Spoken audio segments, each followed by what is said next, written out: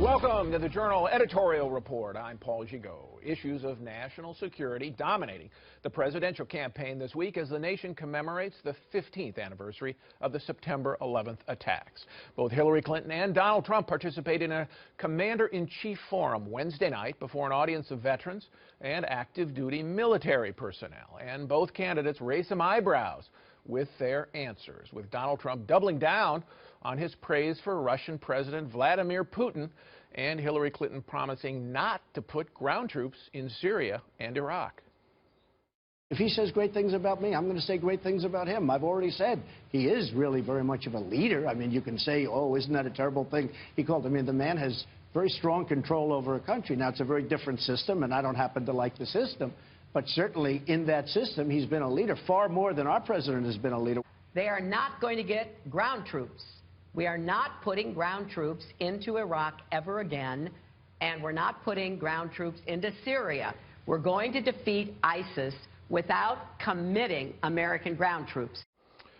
Joining the panel this week, Wall Street Journal columnist and deputy editor Dan Henninger, columnists Mary Anastasia O'Grady and Bill McGurn, and Mary Kissel, host of Opinion Journal on WSJ Live. So, Dan, it seems to me that the core argument that Hillary Clinton is trying to make here is that Donald Trump is unfit to be commander-in-chief, leading military forces, making life-and-death decisions. How did Trump meet that challenge? Well, I thought he did pretty well, by and large, in that confrontation with her and Matt Lauer. Though he has this propensity to shoot himself in the foot, and if that doesn't work, he shoots himself in the other foot, with remarks about, like, Putin has 82% approval rating in Russia, making you wonder what's with the other 18%, or even where they are, and, you know, seizing the oil. I mean, we didn't seize the oil. We're not going to seize the oil. Why keep bringing it up? That said, Paul, the fact is that in the CNN poll, Hillary Clinton's rating for commander-in-chief, people who would want her to be commander-in-chief, is 50%. In the Washington Post, it's 46%. Why isn't a person who's been Secretary of State for 4 years, a U.S. Senator, the most famous public woman in the world, getting more support than that to be commander-in-chief? Hillary Clinton has some sort of difficult ceiling that has fallen over her on these issues, and I think there's room for Donald Trump to grow if he'll stop shooting himself in the foot. Mary?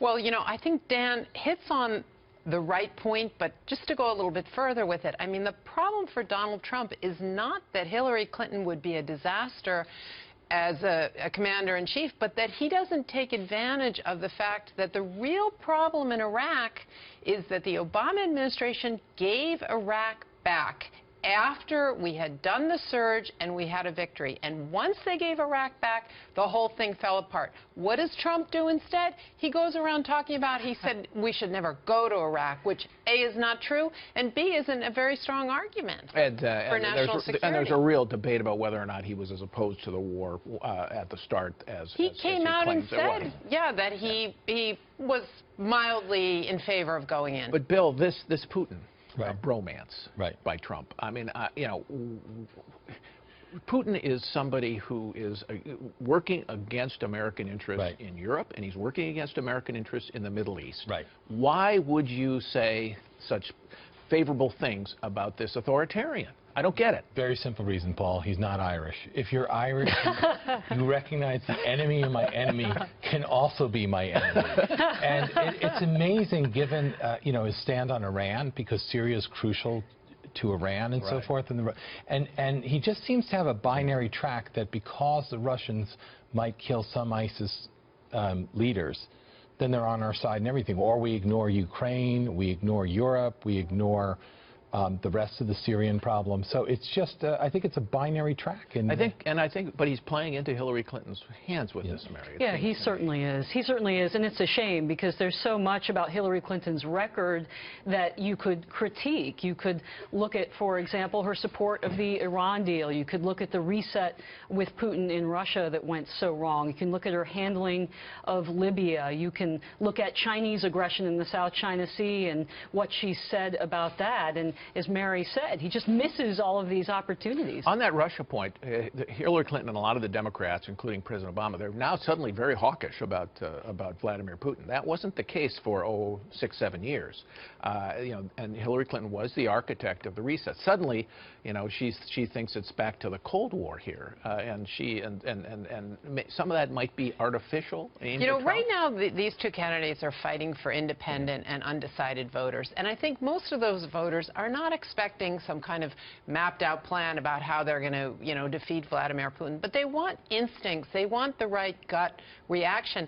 And in the case of Russia, both Mrs. Clinton and Trump have treated the human rights violations inside the country as something that's totally unimportant. That is not what the United States, the tradition of the United States has been since the Cold War. And Dan, what do you make of the ground troops assertion by Mrs. Clinton? No ground troops ever in Syria and Iraq. I'll tell you what I make of that, Paul. What I make of that is that Hillary Clinton does not believe that, but Hillary Clinton said that because that's what her party wants her to say. This is not the party of Bill Clinton or the party of Harry Truman. It is now the Democratic Party of Elizabeth Warren, Bernie Sanders, Barack Obama, and Nancy Pelosi. And they do not want to commit the military anywhere in the world because that would require increases in military spending, which Donald Trump is proposing. Hillary Clinton is constrained by her party, and I think we have to keep that in mind, that it isn't just this one person. It's an entire Democratic Party mindset that will govern her national security policy. That is not true on the Republican side with Donald Trump. All right, briefly, Bill. By the way, there are troops, ground troops. There are troops in Syria and most Iraq. Americans don't realize what we have. Dan's absolutely right. The only thing the party cares about is her vote authorizing force in Iraq. They don't care. The worst vote was her opposition to the surge and so forth, which was political. But that party doesn't want us involved anywhere, and that's what she's going to be constrained by if she's elected. And she may regret that because she may have to deploy ground troops to defeat ISIS. All right.